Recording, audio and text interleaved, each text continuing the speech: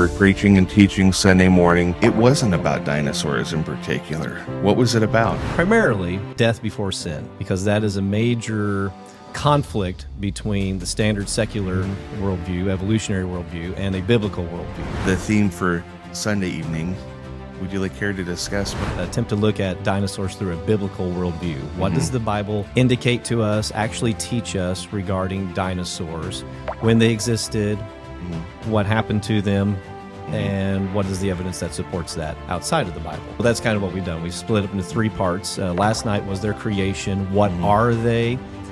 What number day of creation were they made, and what's being taught about them, specifically their origins and their evolution. The second night is going to be about the flood, and then the final night is going to be what about after the flood? Dinosaurs. Rawr! Why do we have dinosaurs on our stage? Well, they're not actually, well, they're skeletons, which is a little bit more creepy than that. Joining me today is Ryan Cox. He's with the Creation Truth Foundation, and we're actually talking dinosaurs, and we're talking about creation, and we're talking about the Bible. And Ryan, I'm so happy to have you with me here today. Ryan's coming in as a guest speaker for us. He's spoken on Sunday morning, Sunday night. He'll be speaking with us tonight, which is Monday, and tomorrow night, which is Tuesday. But we wanted to archive some of your wisdom, Ryan, and some of the biblical truth that you have been talking about for our revival. And I've been revived, but for different reasons. I just love dinosaurs. Who doesn't? Yeah, so tell me about people's love for dinosaurs that you've come across. I know that this is like a weird thing, but has it surprised you, children's knowledge of dinosaurs? Oh, we're always overwhelmed by sometimes by how much a young person will know, especially how well they do at articulating, pronouncing the words, their names. And so it's always fun. They're very enthusiastic about dinosaurs. They love dinosaurs. Yeah. I mean, what's not to love about them, I mean, I remember growing up from the youngest age, just knowing dinosaurs. Yes. and looking at the names and just trying to pronounce them, and then finding out I was wrong, and then memorizing it a different way. But what phenomenal imagination that stirs in a young person's mind. Yes. But then when we have that knowledge and we see actual skeletons and fossils, and when we look at that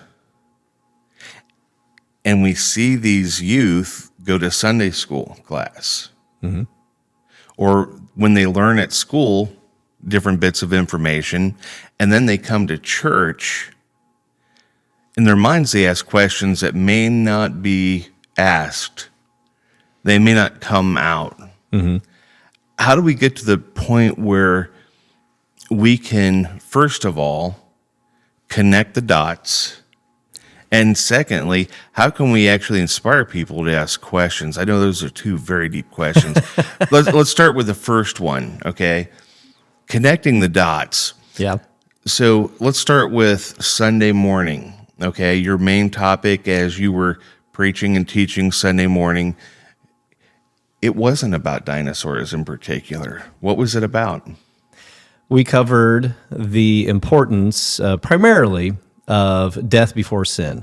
Yeah. Because that is a major conflict between the standard secular worldview, evolutionary worldview, and a biblical worldview. The Bible teaches very clearly that the creation was perfect, it was outstanding, it was wonderful. Only by the standard of God can we measure it. Yeah. And so by his standard, the only way he could create is in a perfect, holy, righteous way.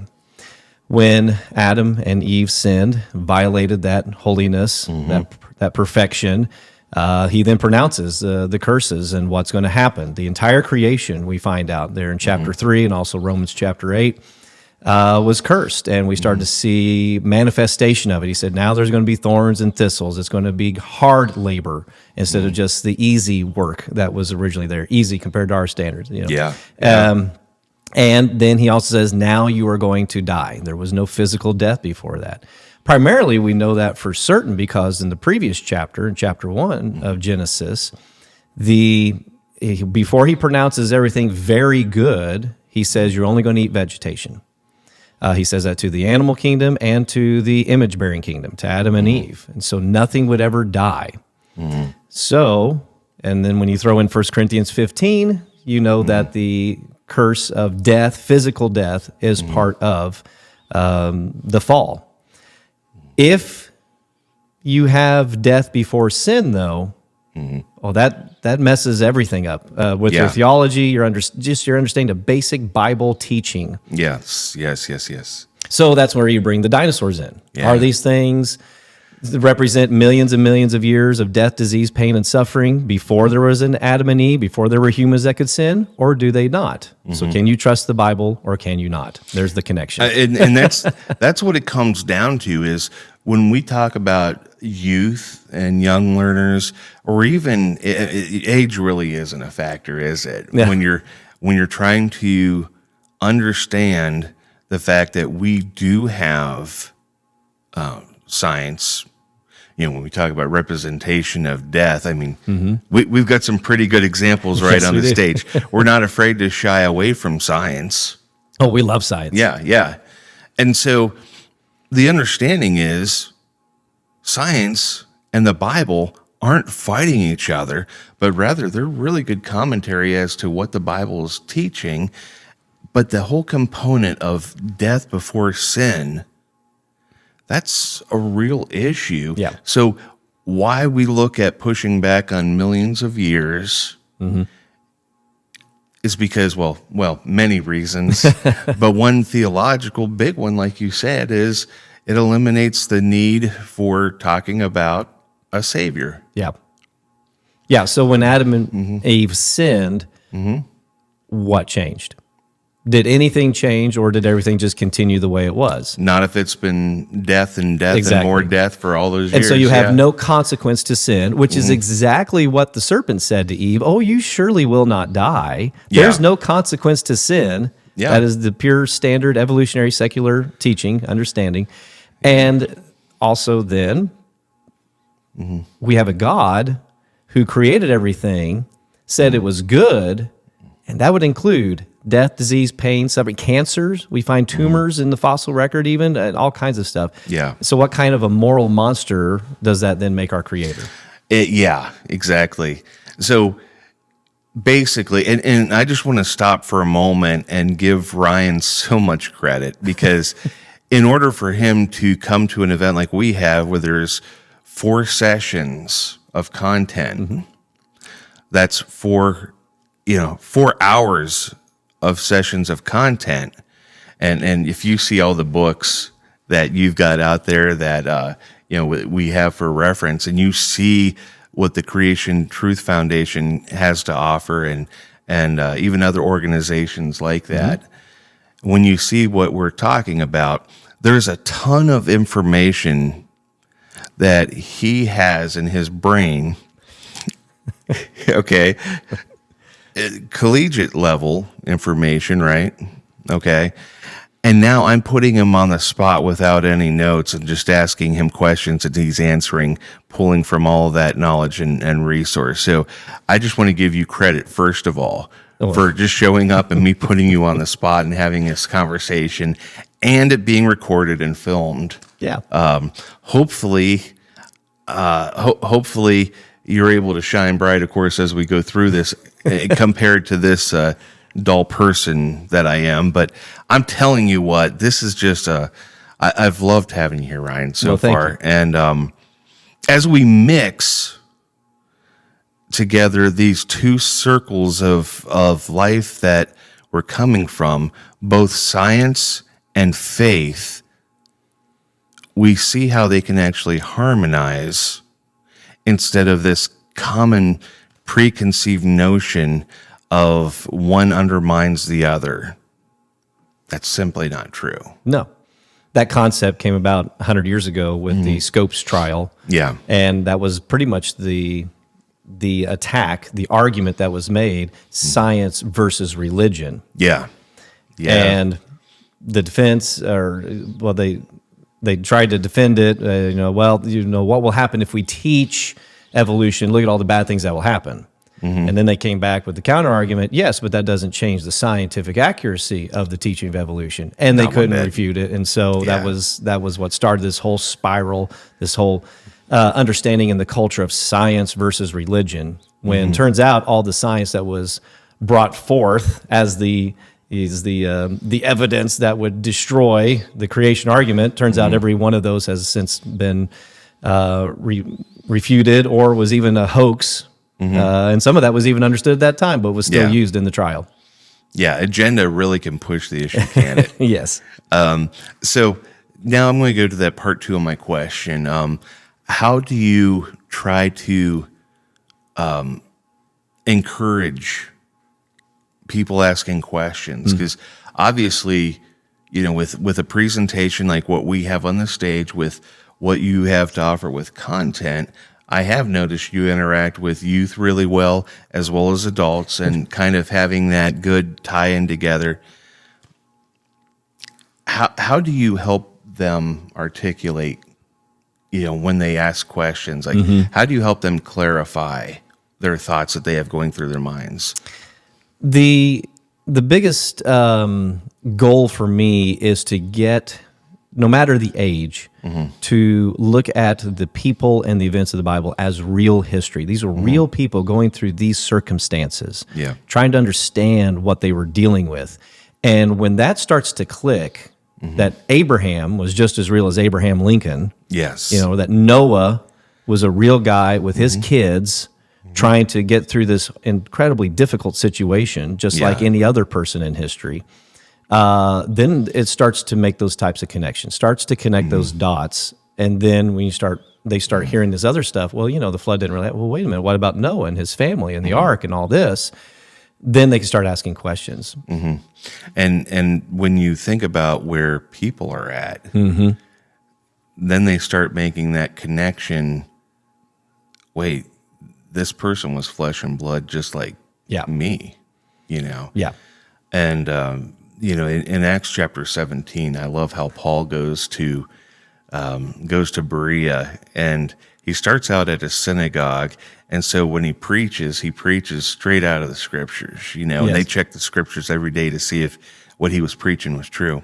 And then he goes to Athens, where you have the Greco-Roman gods and the believers of that, and the Areopagus, where they were just simply doing philosophy and trying to present new ideas all the time. And Paul speaks up using absolutely zero scripture references, and he makes a connection because a good teacher knows the content, in particular the Word of God, when you're talking about a biblical teacher, but he also knows the people. He studies who people are and what's really relevant and helps them and connects those two dots together.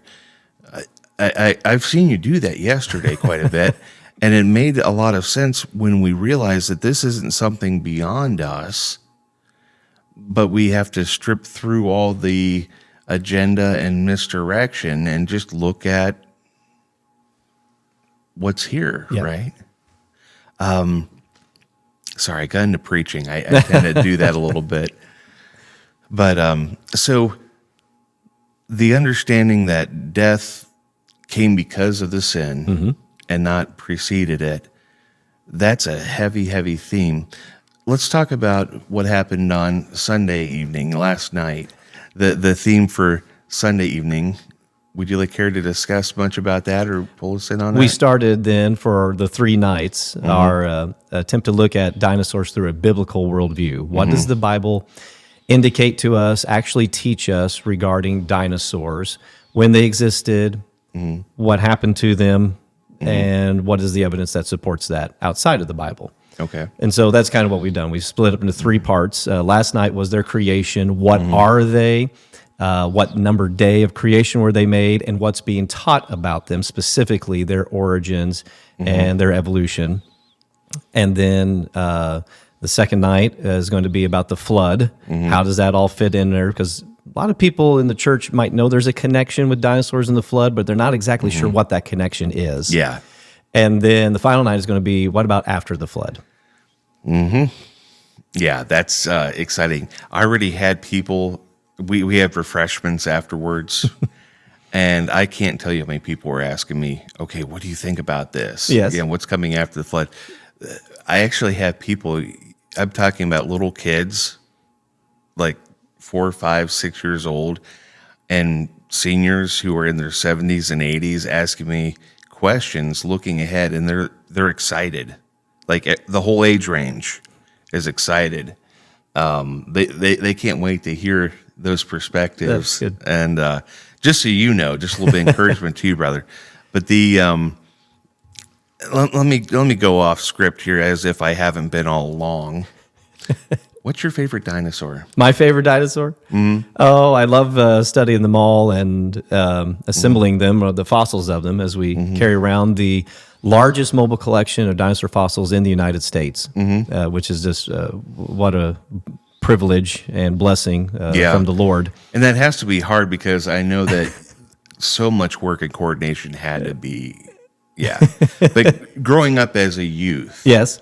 what was your favorite? Well, the as a funny kid? thing was, I was not a dinosaur kid. What? Not even in the slightest. I mean, I liked them. I thought they were cool, but You were a Star Wars. you already kid, know I weren't was a you? Star Wars kid. That's right. I was more into that and Star Trek. I loved them both, that kind of thing. But that aside, in more of my adult years, I've come to love dinosaurs, and I love the movies. I really do. I enjoy Yeah, the movies. I think they're fun. I know some guys who do what I do, they can't stand it. Actually, a lot of they're paleontologists who sometimes can't stand it because of the just pure make-believe regarding dinosaurs, and yet it's that make-believe that people incorporate into their understanding and believe that's exactly what dinosaurs look like, how they sound, how they behave, and it couldn't be farther from the truth sometimes, based on our understanding of the fossils. And so, because he's the star of the first movie, and I've studied him more than anything, and actually did some study on theropod paleontology through the University of Alberta, one of the best paleontology schools in the world. My favorite is T-Rex. I still like him. Oh yeah, T-Rex. I grew up loving T-Rex. My favorite gets a lot of shade recently. I loved the Triceratops. Oh yeah, Yeah, but different people, and I think some of this came off of The Office too. By the way, Dwight Schrute off of The Office. He mocked the Triceratops. By the way, speaking about Alberta, we've got an Albertosaurus right on the stage right now, which is such a cool tie-in. And also, what is the plesiosaur type? that one back there is he's kind of interesting. That particular specimen is the largest that we know of. It's actually a composite of two that was dug up by University of Kansas. Their vertebrate paleontology students, they dug it up. The head and neck were on one side of the state line, and the rest of the body was on the other side. In Kansas? Well, in Wyoming. In South Dakota, yeah. So they dug it up and they put it together because it was pretty close, and it was the best they had on it. And the anatomy looked very much like what's called a dolichorinchops. And again, even paleontologists have multiple ways of saying some of the names. So that's the best way I can say that. That's good to know because I definitely have messed up like, a lot. Parasaurolophus or Parasaurolophus, there's all kinds of different ways you can say the same names. Yeah. But over the years, the more it was studied, just the size of it was so much bigger than all the other ones. I've been to the Sternberg Museum in Hays, Kansas, and they have a great number of them, and they all were way smaller than this one that we have. So in 23, I believe it was reclassified as Martinectus. So Martinectus, yep, named after Martinectus. Yes. Okay. Yes, Martin, named after. Let me pull up my notes on the fossils here. Should have that one ready. I'm telling you, when I'm going off script with this whole podcast, I'm going from questions and also trying to present what this whole event has been about. We've called it a revival. We're kind of old school that way. Yeah. But when I say we go off script, we're going off script. Yeah, yeah. And God bless you, by the way, for your patience with that. But Yeah, tell me about the Martinexus boneri, named after a professor at the university, and the boneri after a gentleman who was a longtime just fossil collector, and kind of was a spirit. Anyway, so it was renamed, and so we have to update our signs from time to time, so that way we can keep up with the latest on that. But it's so a really neat one because in Ichthyopterygia, which is your long-necked. Okay. Those types of underwater creatures, marine reptiles, which are technically not dinosaurs because they don't have the anatomy of what makes a dinosaur by classification. Dinosaur, which is the open hole, the fully perforated acetabulum, if you want the scientific jargon, in the hips, which allows a dinosaur to be a reptile that walks upright on its legs. Yeah. So it's a marine reptile, and in that, you have plesiosaurs and pliosaurs. Plesiosaurs are longer-necked, and pliosaurs are short-necked, and so they just kind of look more robust, stiffer, the pliosaurs do. This one is a short-necked plesiosaur, which is kind of funny, combination, but his neck is still pretty long, as you can see. And the flippers are really neat. Big, long, 4 or 5 foot flippers, and they have what's called hyperphalangism, which means in his 5 fingers, he's got 5 digits, within the bones, the number of them, he can have up to 18 bones per finger. Oh wow! Which is really cool. And so supposedly has great control with his flippers and could be a pretty speedy guy. Oh, that's pretty cool. It's one of the ideas. So would a mosasaur be considered a pliosaur? Mosasaur is in its own category. Okay. So yeah. Yeah, you have Sauropterygia, Ichthyopterygia, Mosasauridae, and so in the mosasaurs, there's all kinds of them. In our other trailer, we have a 6-foot skull of a type of mosasaur called a Tylosaurus. A 6-foot skull? Just the skull, yeah. It was discovered in 1910 by a guy named C.D. Bunker. Oh, wow. And it's at the University of Kansas as well. Really cool. They have the actual fossil material there. And then...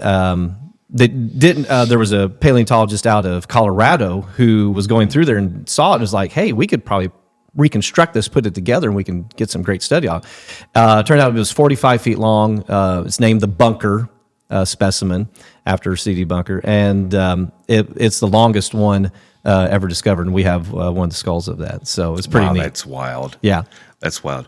So you've got Pachycephalosaurus right here. I was thrilled to see that, by the way. Yes.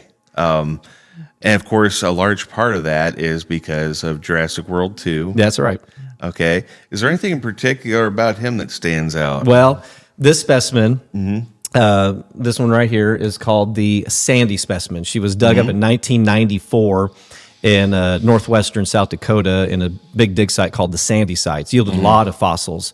In fact, this Edmontosaurus skull also came from there. He's one of about 60 of those that were found there. And that's a pretty big skull. Yeah, right there. yeah. The skull was about 100% complete. A very beautiful specimen that was discovered. Belonged to about a 22 to 24 foot long Edmontosaurus. We have the full skeleton in our other trailer, which is really neat.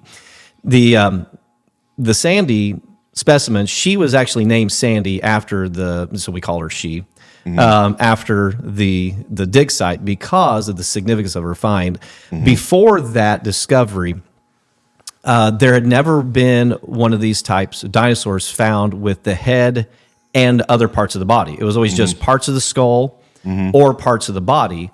Never seen it together to figure out articulation, that kind of stuff, and all that. There were sections of every major part of the body there, which was incredible.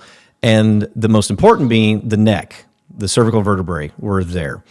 It was the first time to ever see how they articulated, how they fit together, where they went together on the head and all that. And it kind of yielded some results that shook up the understanding of these types of creatures. That was in 94. That was before Jurassic World 2 came out. And because of that, one of the paleontologists who helped advise Steven Spielberg on that told him, he's like, I don't think we should have them run their heads and stuff because the way where the neck connects to the head and the shape of the neck, we're not certain they could butt their heads into things anymore. Okay. And so that's a big deal. Right yeah, that totally changed everything.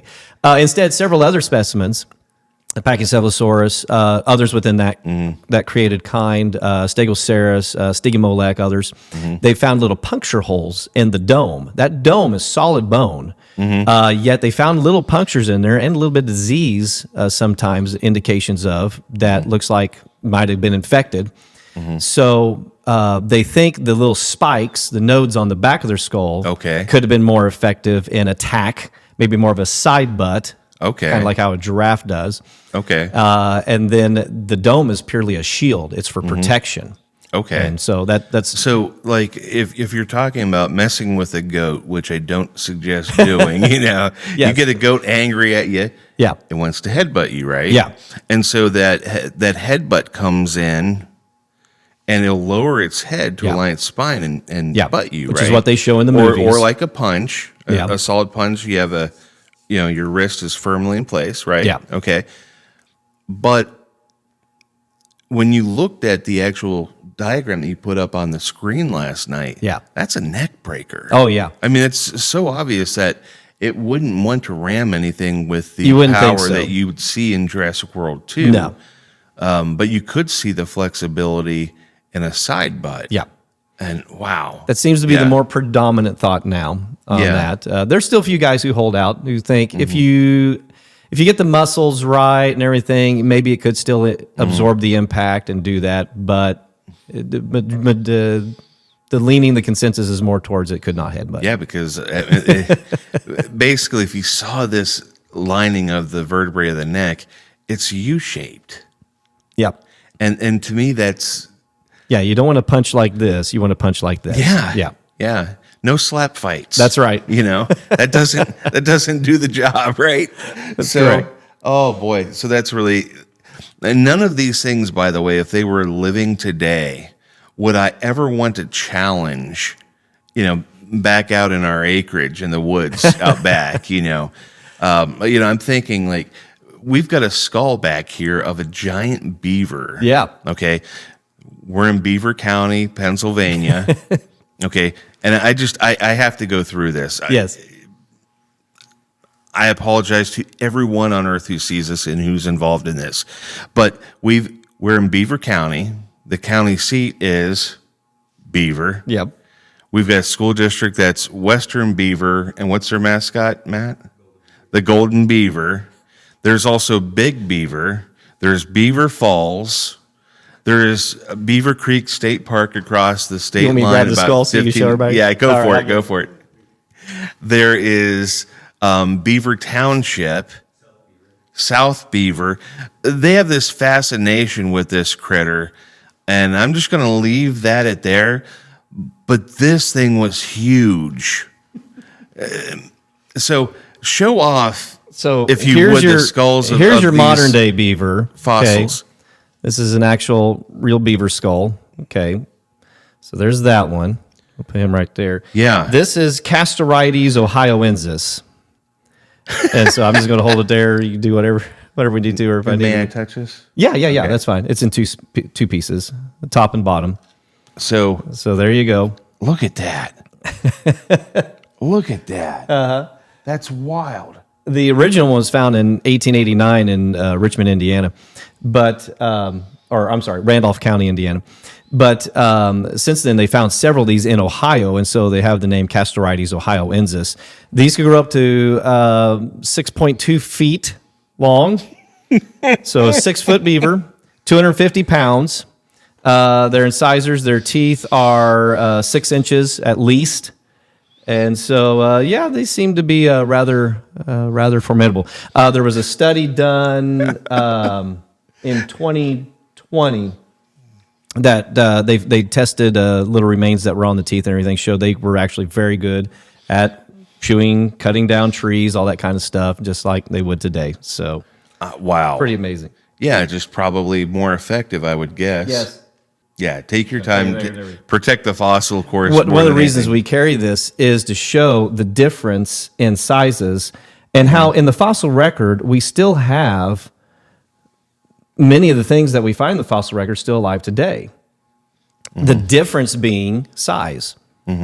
In the fossil record, things are bigger, better, stronger, seems like, and even some latest studies showing healthier and greater longevity.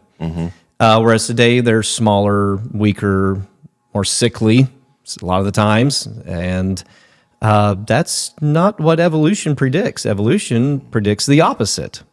Instead, we are kind of moving towards a state of entropy where things are going downhill. Dr. John Sanford of Cornell University, he published a book called Genetic Entropy, showing nothing is getting bigger and better, getting stronger, healthier. Everything is going the opposite way. To a point that maybe we just see everything die off unless somebody brings it all to a wonderful conclusion, that being the creator and savior. And so he makes the point, this incredible scientist at Cornell, that the only hope is not through some genetic breakthrough or understanding or cure or anything like that. It's Jesus Christ. Amen. Amen. So, I mean, that's what we're all about here, of course, at the church. Yes. But I know you you work with science and you work with dinosaurs and you're a teacher and you are also a preacher. These things harmonize so well. Yes.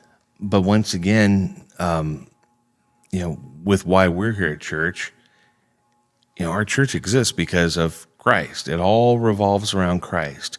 But that includes his creation. That includes Genesis, the creation account. Here we believe that he built for 6 days and then he rested. And that's an interesting topic itself. Yes. And Jesus believed that too. Jesus believed that too. Yes. That's so significant to bring up. If we have a high value of Jesus knowing the hearts of men, of Jesus being the Son of God, of Jesus being the Word, John chapter 1, which, by the way, just pairs so well with Genesis 1 with the creation account. If that's what Jesus, the Son of God, believed, and you consider him your Lord and Savior as the Son of God who died for your sins, did he know what he was talking about or didn't he? Yeah.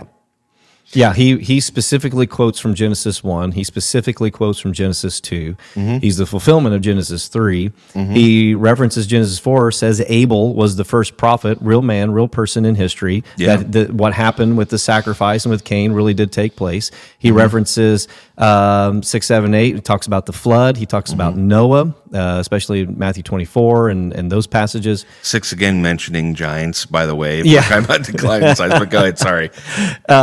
And how the flood really came. Noah and only his family were saved. Everyone else was died. It was a global flood. Just so. There's so much. And then Jesus is the only one. The whole rest of the New Testament does as well. So Jesus was as the old 3-point sermon from a gentleman named Phil Young used to preach. He was either a liar, a lunatic, or Lord. Yes. Those are your options there. Yeah, and so many Christians who want to accept him as Lord, still, they're fuzzy at best, or they even disagree with the very tenets that he believed in. Yeah. The scripture that he took in different ways. Now, I studied a little bit of literary criticism, like a part of a semester. Sure. But one thing I really loved about how we see Jesus in his speaking, living, and life is there are things that he took literally and there are things that he used symbolically in his teaching. And sometimes that combination gets muddled in a context like Genesis. Yeah. And we really get into these mental exercises where we try to see what we can come up with and overlay it to make sense onto the Bible. But really what we need to do is consult the author who wrote the Bible. That's right. And form our beliefs out of what he has written. And it explains so much. I've heard so many, not just, we talk about scientists having agendas, theologians do too, right? And so what I'm trying to push here or promote is the idea of be responsible for your faith. Don't make assumptions. Consult the author, the Lord God, who wrote the Bible using writers, like Moses, writers like John, writers like Paul and Peter, and study what the author wants us to know.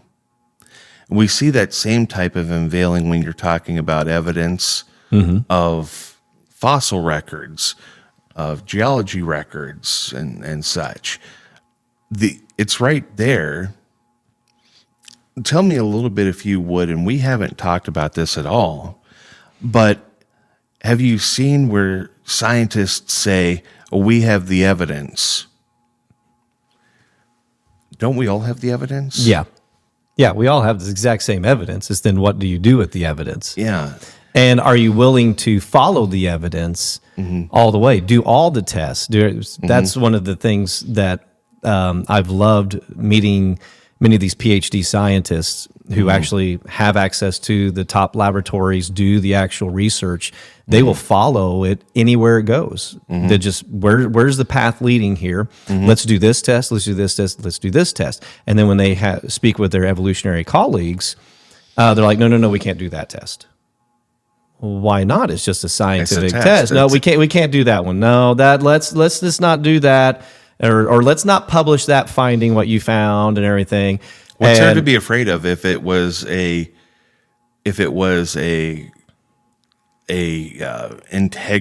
integral test? Yeah.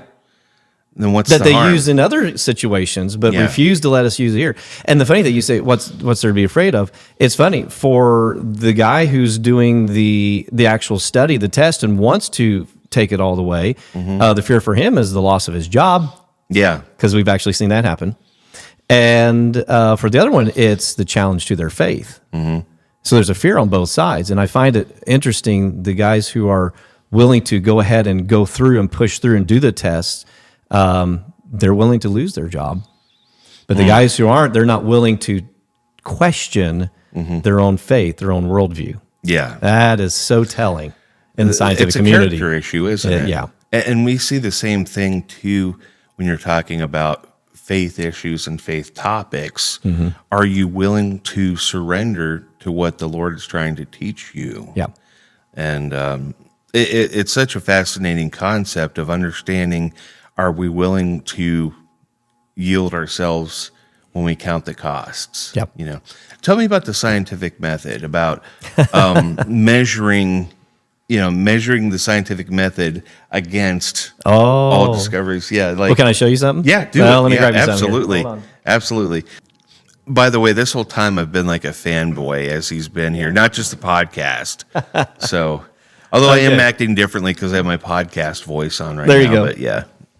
All right. So this is an actual real rock fossil that comes from Montana. It was discovered by a railroad surveyor who collected fossils and then kind of became an amateur fossil collector. And I've checked this with some other fossil experts, and we believe it is a part of probably the lower portion of a femur of a hadrosaur type. So kind of like the Edmontosaurus, the duck-billed ones.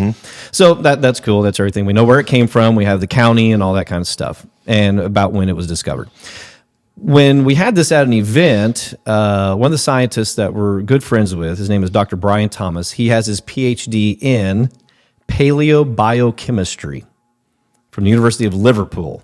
Okay. So he's not just some, Bible guy in his basement, coming up with these ideas, doing, podcast kind of stuff. Right. This is an actual guy who has done the latest research on this. His specialty is collagen. And extracting the collagen from the fossil, sequencing it, doing all the analysis, all that kind of stuff. So he saw this on our table and actually picked it up and took it home with him. We get back to the event.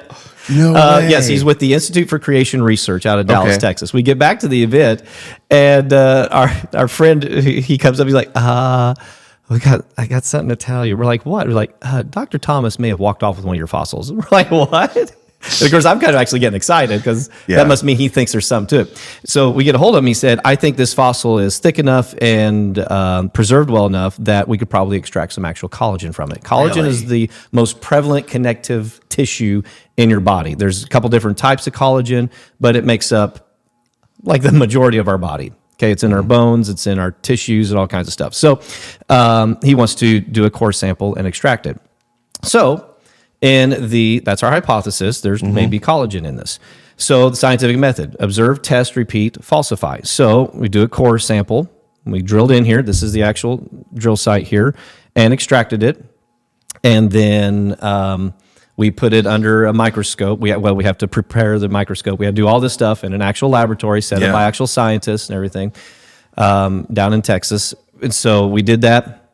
Put it on the microscope, and we used what's called cross-polarization microscopy, and so when it changes, when you turn the slide, it changes the wavelength of light that's allowed to go through it, and if the color stays the same, there's nothing there.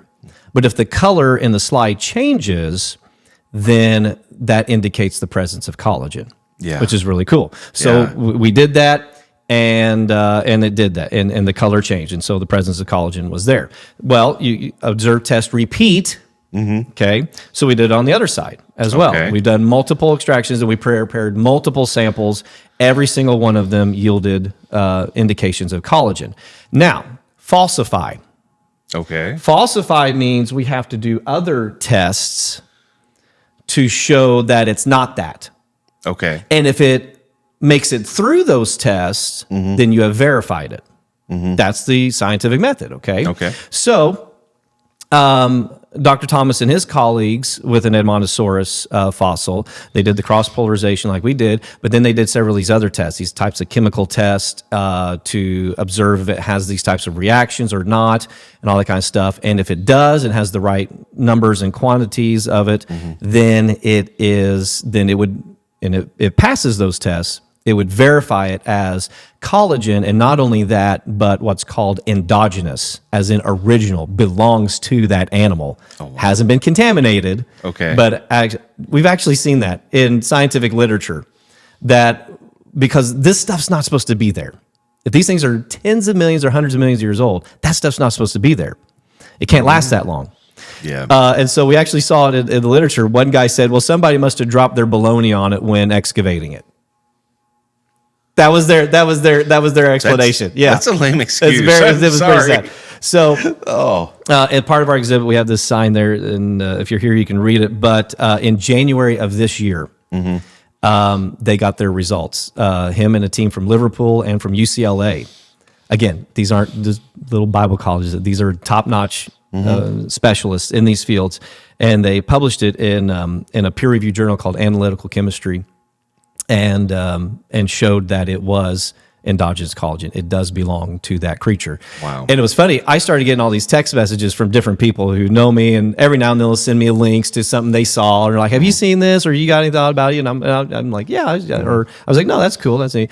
I started getting a whole bunch on this. They're like, have you seen this? Have you heard about this? This is really cool, because the whole evolutionary community was like, okay, we have finally, for the first time, the actual verification. We found this stuff a lot, and by the way, this has been going on since 2005. Okay. It's been going on for 20 years, but for some reason, this one was a big deal to everybody. And they're like, have you? And I'm like, so I would call them. They're like, what are you calling me for? They're like, I said, I need to let you know, I know the guy who did this test and what was going on behind the scenes on this. I'm like, it was so cool. And part of the big deal about it was, back in 2011, it had already been published in a peer-reviewed journal and has been since upheld that collagen maximum time it could possibly last. It used to be 30,000 years, but with this study in 2011, published in a journal called Antiqua, they were able to maximize out at 900,000 years. 900,000, and that is it, period. Well, this dinosaur is supposed to be 68 million. That's not even 1/66th of what Yeah. you need for this stuff to be there. And prevalent. We didn't have to drill very far down into this. And we're just getting it out of it. We even did a little teeny section of a really thin tip of a mosasaur bone, mosasaur rib, full of collagen. How is that possible? What? Should not be there. Should not be there at all. That's fantastic. Now, if it's only say around 4,300 years old, buried by a global catastrophic event like a flood, then is it possible it's still there? Yes, it is possible. Yeah. And the prevalence of it, yes. So I'm going to show the slides and all that Tuesday night. I'm excited for. I'm excited as you've brought everything up. My daughter is excited too, by the way. But as we've progressed with this, it takes more excuses and more faith to excuse away what has been verified. Yeah. That is so and I'll show some other examples of when we wanted to do a test, we would pay them tens of thousands of dollars to do the test. And they're like, no, we're not doing the test on other things. I'll show some examples of that. Wow. Yeah. Wow. So basically, if you just think about this person who doesn't know science as well as Ryan does, you can't even when you're willing to sponsor a test and they refuse to do it, that's because they don't want to see what they're going to find out. Yeah. They know what's coming. Or they already know what's there and they don't want it to get out. So it would conflict with their narrative Yeah. of what would happen. Yeah. And that would put jobs on the line. So what credentials I've seen on the now line. this year in the literature is they just say, oh, well, apparently it lasts that long. And that's it. That's all they say. Well, apparently it just lasts that long. We just don't understand how, but it lasts that long. Even though every, without exception, every scientific test that they have possibly thrown out on it, and they've done tons of them, it does not stand up. It falsifies it. Falsifies that hypothesis every single time. Oh, apparently it can last that long. Well, every single test we've done that we can possibly think of has shown it can't. So what's your basis for that conviction? And then putting it in the scientific literature as fact. Yeah. Well, apparently it lasts. Well, I hate to pull up a clip of a TV show, but Sunny Side of Philadelphia. It's a foolproof plan. Yeah. Apparently, they're stepping out on faith.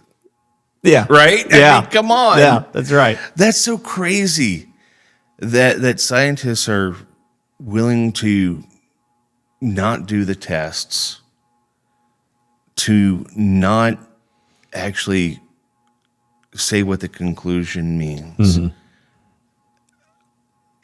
This is almost like a religion, isn't it? Oh, it The sadly evolutionary is thing, almost a blind faith. There's another great scientist worked at Los Alamos Laboratories named Dr. Russell Humphreys. He was convicted by the science and became a Christian. Yeah. He's like, just because this doesn't add Praise up. God. And so he would ask colleagues, and he took notes on this.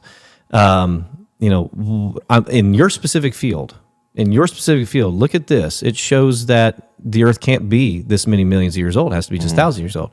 Well, apparently there's an explanation we just don't know yet. Exactly. Okay, but then what about this? Well, I don't know anything about those fields, so I can't comment on that. I just trust this scientist. I trust this scientist because why would they believe otherwise? And so you see just the circular reasoning, just trying to Can you imagine? validate their. Can you imagine if we did this in, we've got the merging of faith and science here as we're talking about it. We believe that science is something God created, first of all. It's a metric. But can you imagine if someone was willing to have a belief system just because someone told them something? Yeah. And that you wouldn't even question that. Yeah. We would call them a cult. If you leave, you're ostracized. Yeah. If you undermine or you say stuff, you're threatened. Yeah. Yeah. That's you're describing it. I've been a part of a church that's been called a cult, and it doesn't fit the criteria, but even this seems to at times. Generally speaking, you always have to be careful throwing around accusations and terms. I don't think that's productive for conversation. We're speaking but you know more what I'm regarding saying? Like they're stepping out on things that aren't tangible. Yeah, like the evolutionary apologists, those who are dogmatic about defending this no matter what, and get very upset or very aggressive regarding it. Yeah. Wow. That's kind of who we're talking about. Yeah. Yeah. Pardon me. I don't mean to be throwing out any type of accusations of that nature. It's just stunning to see that this is in a world that flaunts itself as more empirical. Yeah. Yeah. You know what I'm saying? I know. There's just a major shift in my mind, But what I love to see is how, when you take scientists who are showing true integrity and character by doing tests, by seeing where the results lead, that's when you get a real look at what science is. Yeah. And when it backs what the Bible says, that's phenomenal. Yeah. It's like archaeology. A lot of archaeologists are coming up with findings that are consistent with the Bible. You haven't seen anything contradicts the Bible. It's so overwhelming, the archaeology of it, the convictions that people, like Sir William Ramsay, great Scottish world-renowned archaeologist, was a skeptic, was raised to be a skeptic, tried to disprove the Bible, and ended up using Luke in the book of Acts as his primary source to go to, and every time something was where Luke said it was, that's exactly where it was, and he became a Christian and one of the greatest defenders of the Scriptures. Yeah. And again, in the same thing, it's amazing to me to read in archaeological literature how they'll say, "Oh, well, that's one of the wonderful things about archaeology. It's so disproven the Bible so many times. Like, no, you'll hear about how archaeology supports the Bible. It really doesn't. It never." And I go and I look and I'm like, "Where? Show me an example." Show me. And I can't find a single one. And that's the thing. It's just show me. Yeah. Whether you're talking about science or whether you're talking about archaeology or whether you're talking about doctrines of your faith, I'm going to dare you. I'm going to challenge you. Like, actually make your faith your faith. Ask questions. Don't listen to what someone believes and just allow yourself to be spoon-fed something.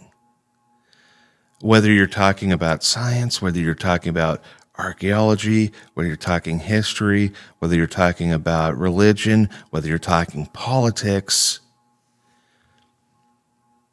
study, ask questions, find the answers, and do so without looking at what the ramifications will be to you. Stand for your character and your integrity as you search out what God is trying to show you. And you'll be surprised at what he does. It's amazing, isn't it? Yes. But I hate to keep on bringing it back to faith, and it's not just because I'm a preacher or this is at a church, but it's just something that, Yes. it comes from within. So, everyone has a faith or a hope in something. Yeah. It's just a matter of what that is. But, you and I both believe what the Lord shows is, it's in the Word. I love it. Oh, you also have a pterodon back there. Tell me more about him. So that pteranodon was a pretty neat discovery. Okay. It was how they unearthed that one was they found a few bones sticking out, and they were hoping it was there.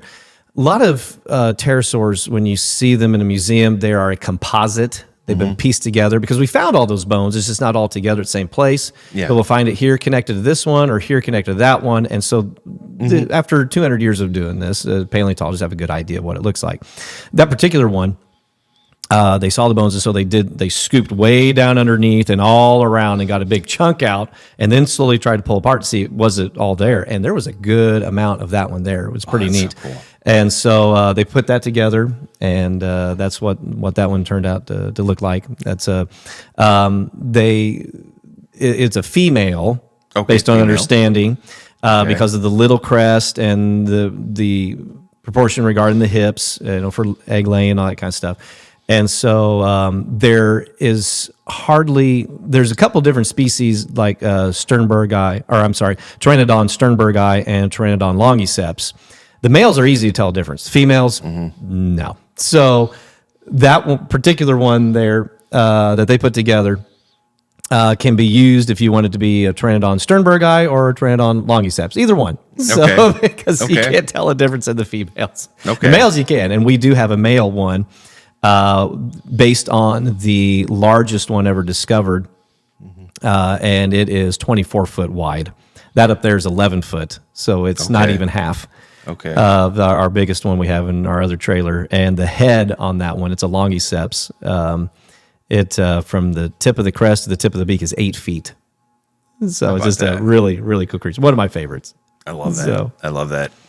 Any other? Well, I have to be careful because I don't want you to reveal everything just yet. I mean, not that it's going to be loaded up in time, but I'm just excited about the next 2 nights. Yeah. And spending with you. And I'm just going to pause right here. My questions. Do you have any questions or anything that you would like to add on to what we've already discussed? No, we're going to look tonight at the flood. We're going to talk about fossils. How are fossils made? What is a fossil? That kind of thing. And then, like I said, the next night is going to be after the flood and dinosaurs in history and what happened to the dinosaurs. Where did they go? Oh, that's nice.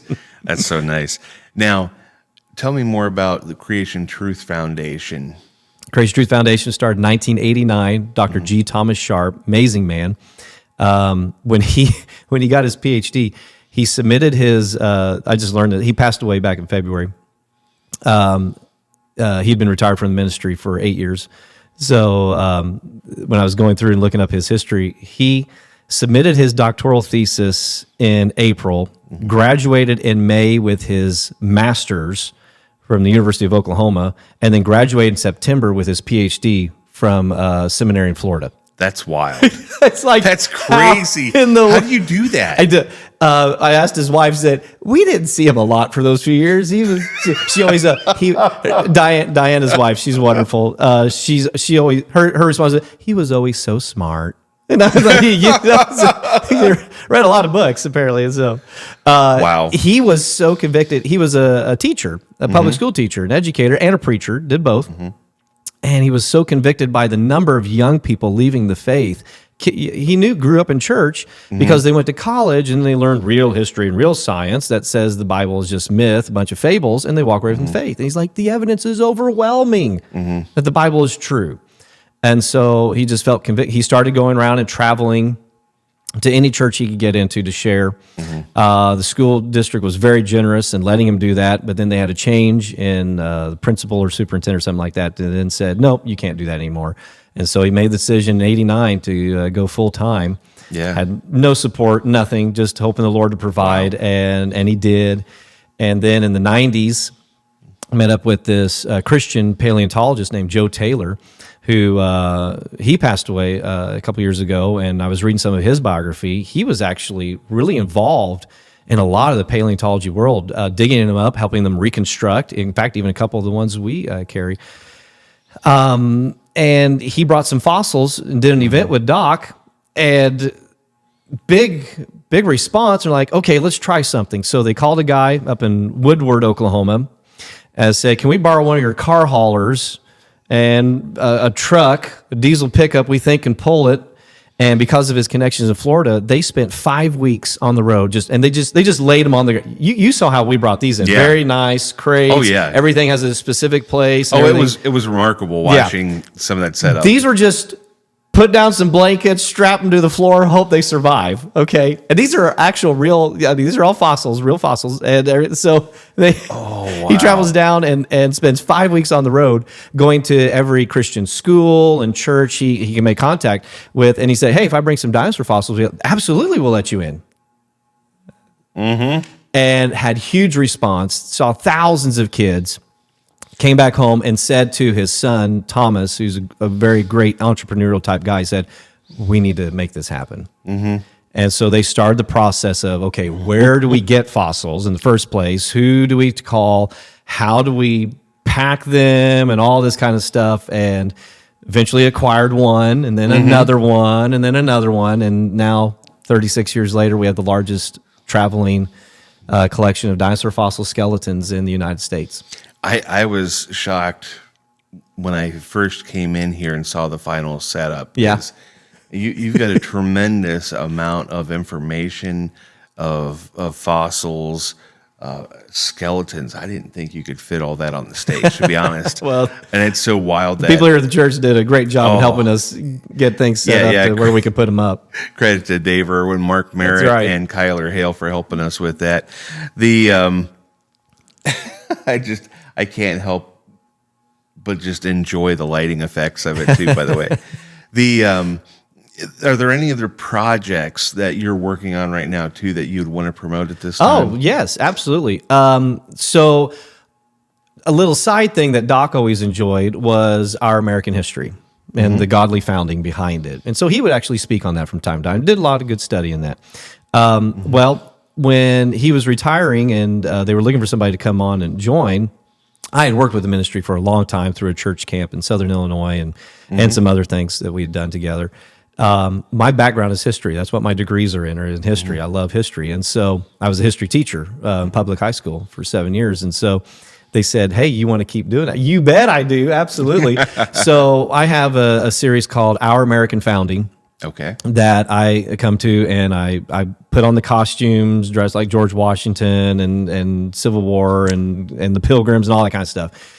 And we do a few nights regarding that, and we've been really promoting that for this year, this coming year, the 250th anniversary of America's founding. And so we promoted that. We have a new VBS called America's Epic Adventure.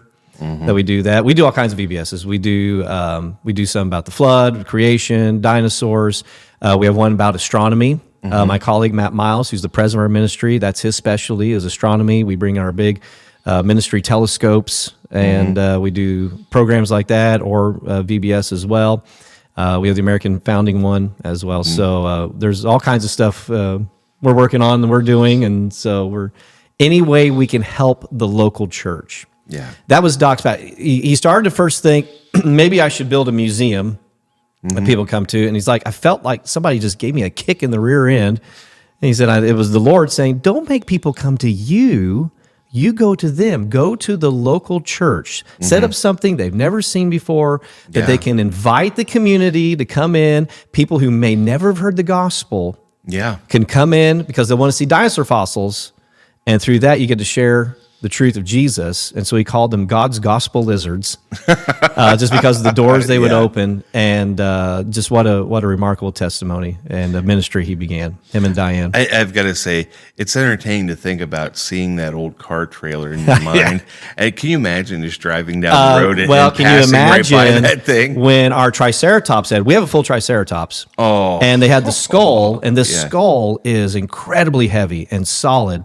And it was tied down to a mattress in the trailer going through Dallas, and it bounced loose and literally pierced through the side. The brow horn was sticking out of the trailer as they're driving through Dallas. Can you imagine seeing that going by? I cannot. What is that? Is there a bull in there? No, Triceratops horn. Oh, that's phenomenal. Yeah. That's phenomenal. Where can we access information? How could people have you at their church? Absolutely. Do you have a website? CreationTruth.com. CreationTruth.com. You can go on there, get all the information you need to contact us. We'd be happy to work with you. We have all kinds of varieties of ways we can make this happen. We've been in churches of a couple thousand to churches of a dozen. Yeah. We don't care the size. We're happy to go anywhere we can to help the local church in any way, be a resource for them. We're also on Facebook and X and Instagram, and so you can follow us on all that as well. Fantastic. And by the way, just so you know, we still have tonight and tomorrow night, so Monday night and Tuesday night. I don't think that you're going to see this in time, maybe online for that, But let this be just a plug. If you want to see the closing information that you would bring to us on those evenings, especially what happened after the flood, Yeah. those types of things, book him. book Ryan to come and visit, or book someone from Creation Truth Foundation to come out and to show this information and the correlations to God's Word. And it's been such a blessing having you, Ryan. Thank you It's so our much. blessing. Appreciate it.